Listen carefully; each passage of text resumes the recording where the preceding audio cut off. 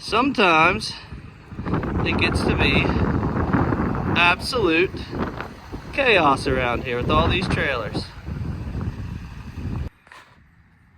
Well, let's...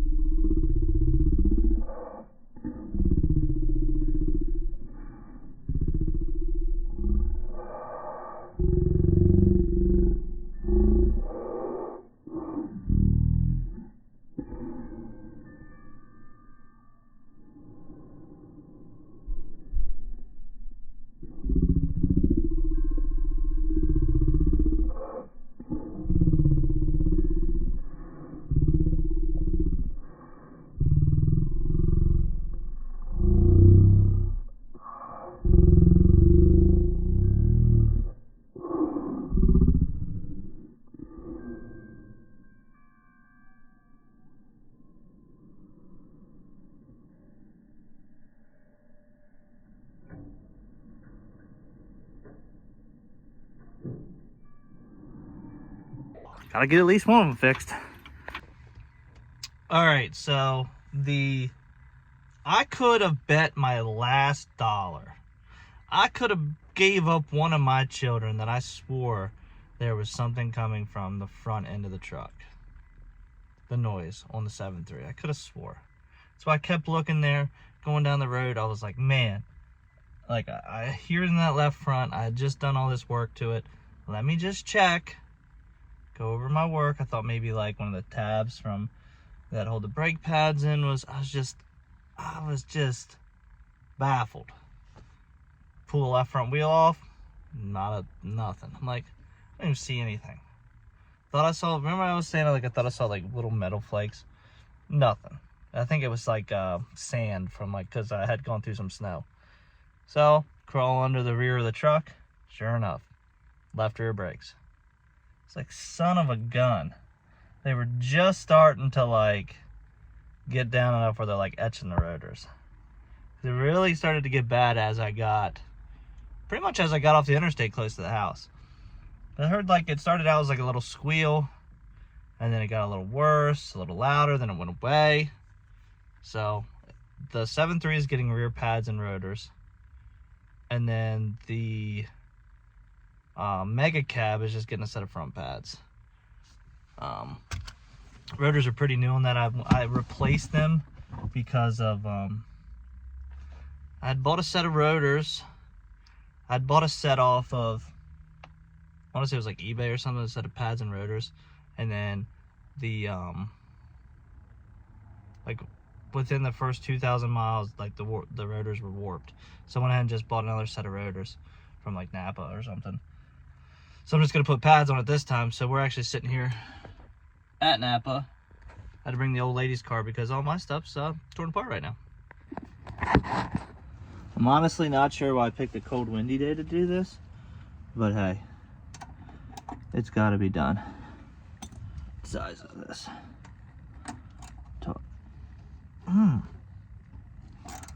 Tight like a Toiger. If it's cold and windy today, I think the reel feels like 20 couple. Thankfully, I got bibs on, and kind of blocked by the house. I got the enclosed behind me. I got the house and the 7.3 on the other side, so kind of blocked from the wind. It's not all that bad.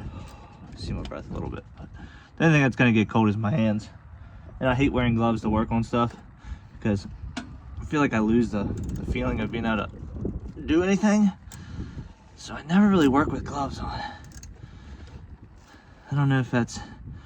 I remember working at the dealership. All the younger guys wore gloves, and then all the older guys were just had stained hands from 30, 40 years of grit and grime. We're gonna start here on the Mega Cab, do the front brakes on this, swap over to the 7.3, do the rears on that, and then maybe work on the trailer. Gotta work on the flatbed a little bit, but I don't know if that's gonna happen today or happen tomorrow.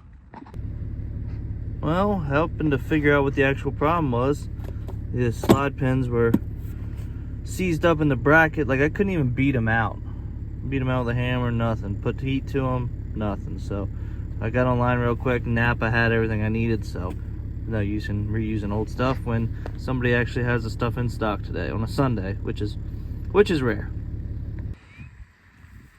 Well, another day of pickups. Another day of using the mega cab. Nothing wrong with this little girl. She just don't have a back seat. I'm taking one of the kids with me today, so let's get this thing hooked up. And then they have one like less than 1,000-pound bed to go on here. We're also taking the GMC, which is sitting over here warming up. Still got a load from the dumpster rental. We're gonna get that dropped off, and then we're gonna hook this up to the small trailer. We're gonna put another like 700-pound bed on that small trailer. All local deliveries, all getting done at separate times. And lovely day to see some inventory sitting here. This one's going with us. This is a big old flatbed. This thing's probably, I can tell you how long it is. Hold on. This one is 195 inches long.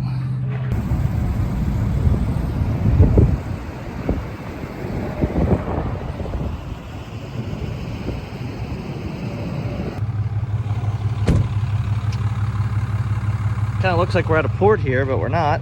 We got all kinds of stuff here. I've been thinking about this whole roll-off dumpster business. It's really been striking my mind here and getting some local stuff going as far as roll-offs go.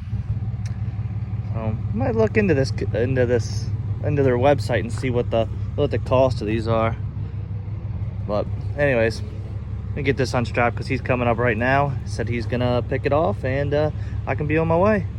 So these bodies here, the way they're designed, they can't be strapped over top, so we actually have a special little tool they made up to be able to shove the straps through these rails here, and you can grab from the other side. But see how that one's run through? It's a pain in the butt, but the guy that loads these always helps me, so it makes it real easy to get done. So last time I was here for well over an hour for a single truck bed.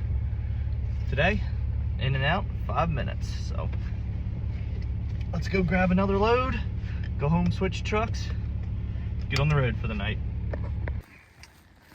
Alrighty, well, this is the same day, new video. As you can see, we've got yet another load of truck beds. This is 3 whole stops: Schenectady, Syracuse, Rochester.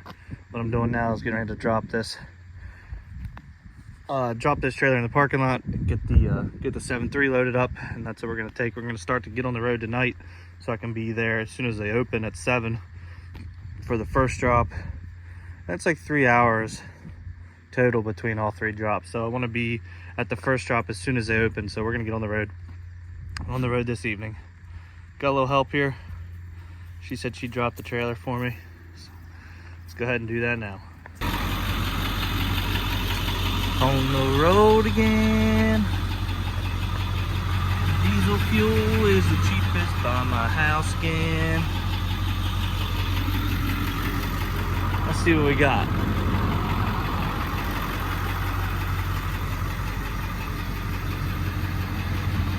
The old 3-stopper.